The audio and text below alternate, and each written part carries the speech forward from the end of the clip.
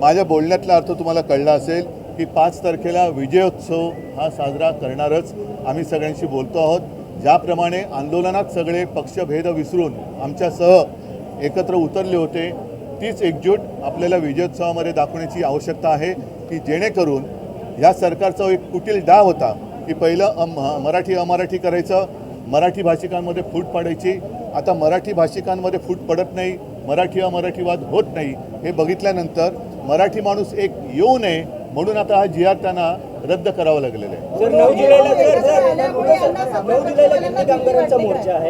हो, गिरणी कामगार सुद्धा त्यांची सुद्धा समिती मला येऊन भेटून गेली होती. त्याहीबद्दल आमची चर्चा सुरू आहे आणि त्याच्याही बाबत आमचा निर्णय आम्ही त्यांच्यासोबत आहोतच. म्हणजे तो काही वेगळा विषय उत्तर द्यायची मला गरज नाही. गिरणी कामगारांसोबत आम्ही आहोतच, पण तोही मोर्चा कुठून कसा काय हे सुद्धा त्यांच्यावरती आहे. त्यांनी जाहीर केल्यानंतर आम्ही सहभागी होऊ. ठीक आहे. सगळे विषय जे आहेत आता शक्तीपीठ विषय आहे. या घोटाळेबाज सरकारने केलेले घोटाळे आहेत, यांच्या मंत्र्यांचे रोज काही ना काहीतरी पापं बाहेर येत आहेत.